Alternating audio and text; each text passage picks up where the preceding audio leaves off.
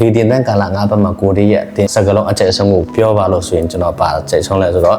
ပထမဦးစားပေးမရှိဘူးဆိုရင်မလိုအပ်တဲ့နေရာမှာအချိန်ကုန်တယ်ဆိုတဲ့စကလုံးကျွန်တော်အရင်ကြက်ပါတယ်အားလုံးမင်္ဂလာပါကျွန်တော်ဒီနေ့review video လေးတစ်ပုဒ်လောက်တင်ပေးချင်ပါတယ်မိတ်ဆွေအနေနဲ့ဗတ်ဆံပေးပြီးတော့တင်တန်းတစ်ခုခုများတက်ဖို့လားပေါ့နော်တကယ်လို့တက်ဖို့ရဆိုရင် comment မှာရေးပေးပါအမှန်တိုင်းဝန်ခံမယ်ဆိုရင်တော့ကျွန်တော်ကတော့ဗတ်ဆံပေးပြီးတော့ဘယ်တင်တန်းတစ်ခုခုမှမတက်ဖို့ပါဘူးဒါပေမဲ့ content creation နဲ့ပတ်သက်ပြီးတော့ကိုဒီလေးလို့ပြောလိုက်မသိတဲ့လို့ရှားတယ်ပေါ့နော်ကိုဒီရဲ့YouTuber 101 page 9ကိုကျွန်တော်3သိန်းချက်တိနဲ့ကျွန်တော်တင်တန်းတက်ခဲ့ပါတယ်ပထမတော့ပထမဆုံးတက်တဲ့တင်တန်းဆိုတော့ကျွန်တော်နည်းနည်းဈေးကြီးသလားပေါ့နော်ထင်တာပေါ့နော်ဒါပေမဲ့တကယ်တင်တန်းတော့တက်လိုက်တဲ့အချိန်မှာတင်တန်းကြီးကတော့တကယ်လုံးဝမပြောပါတော့ဘူးပေါ့နော်ဘာလို့လဲဆိုတော့ကိုရီးယားဒီတင်တန်းမှာ YouTuber 101တခုအထဲကိုတင်ပေးတာမဟုတ်ဘဲနဲ့ mastering content creation ကိုလည်းထပ်ပြီးတော့တင်ပေးတယ်ဘာလို့လဲဆိုတော့ content monetization တခုအထဲနဲ့မရက်တီလို့မရတဲ့အကြောင်းကိုတော့ကောင်းကောင်းအသေးစိတ်ရှင်းပြပေးတယ်ပြီးတော့ personal branding ကိုဘယ်လိုတည်ဆောက်ရမလဲ company နဲ့ collaboration ဘယ်လိုလုပ်မလဲပြီးတော့ affiliate marketing ဘယ်လိုလုပ်မလဲအစတူရဲ့ content creation နဲ့ပတ်သက်ပြီးတော့10နှစ်တာအတူအကြုံကောင်းကောင်းလေးကျွန်တော်တို့ကိုတင်ပေးပါတယ် personal content creator တဲ့ဘာတွေအရေးကြီးဆုံးလဲဆိုတော့emotion experience opinions ဒီသုံးချက်ကိုအရန်အရေးကြီးတယ်ဆိုတာလည်းကျွန်တော်အရန်ကိုသဘောကျပါတယ်မင်းဆိုရင်အနေနဲ့ social media ပေါ်မှာဝင်ငွေလမ်းကြောင်းတစ်ခုတင်ဆောက်ခြင်းတယ်ဆိုရင်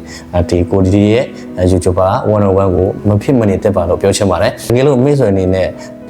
ကိုဒီရဲ့ YouTuber 101 best တန်တဲ့ကိုနိုဝင်ဘာ6ရက်မှာဖွင့်မှာဖြစ်ပါတယ်။တင်တန်းကြီးကတော့9သိန်းလို့ကြားရပါတယ်။ဒါပေမဲ့မိတ်ဆွေအနေနဲ့တင်ကောတစ်ခုရှိပါတယ်။အဲဒါကတော့ပါလဲဆိုတော့ကျွန်တော်ရဲ့ student ID နဲ့မိတ်ဆွေကတော့တင်တန်းတော့အပ်တယ်ဆိုရင်ချက်တသိန်းတိ discount ရမှာဖြစ်ပါတယ်။ဒါအပြင်စောစောတော့အပ်တယ်ဆိုတော့အားလေးပတ်အနေနဲ့ discount ရမှာဖြစ်ပါတယ်။ဘာလို့လဲဆိုတော့ကျွန်တော်လည်းတကယ်ကျွန်တော် page 19မှာတကယ်တင်တန်းကြီးက3သိန်းခွဲဖြစ်ပါတယ်ဒါပေမဲ့ကျွန်တော်စောစောတော့အပ်တဲ့အတွက်ကြောင့်9000 discount ရပြီးတော့3သိန်းနဲ့တက်ခဲ့တာဖြစ်ပါတယ်โอเคကျွန်တော်ဒီတင်တန်းမှာအကျဆုံးကပါလဲဆိုတော့ live session အကျဆုံးဖြစ်ပါတယ်ဘာလို့ဆိုတော့ live session က9ပတ်တင်ပေးပါတယ်9ပတ်မှာတရက်ကို2နာရီတင်ပေးပါတယ်2နာရီမှာ1နာရီကိုစတင်ပြီးတယ်1နာရီကိုanswer question ပေါ့နော်ကိုကြိုက်တဲ့ဟာကို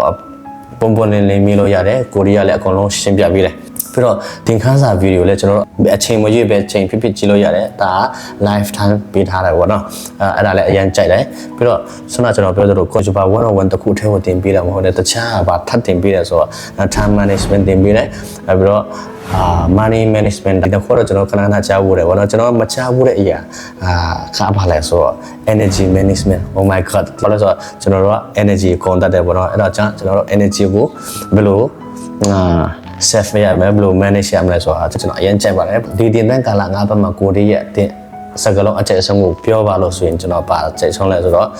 ပထမဦးစားပေးမရှိဘူးဆိုရင်မလိုအပ်တဲ့နေရာမှာအချိန်ကုန်တယ်ဆိုတဲ့စကလုံးကျွန်တော်အရင်ကြိုက်ပါတယ်ကိုရီးကတော့စားမချမ်းအကုန်လုံးစီဇန်အဖြစ်အဝတ်နဲ့တင်ပေးပါတယ်မိတ်ဆွေအနေနဲ့ဒီတင်တန်းကိုတက်ဖြစ်အောင်တက်ပါလို့ပြောချင်ပါတယ်ဒီဗီဒီယိုကိုအဆုံးထိကြည့်ပြီးတဲ့အတွက်ကျေးဇူးတင်ပါတယ်တကယ်လို့မိတ်ဆွေအနေနဲ့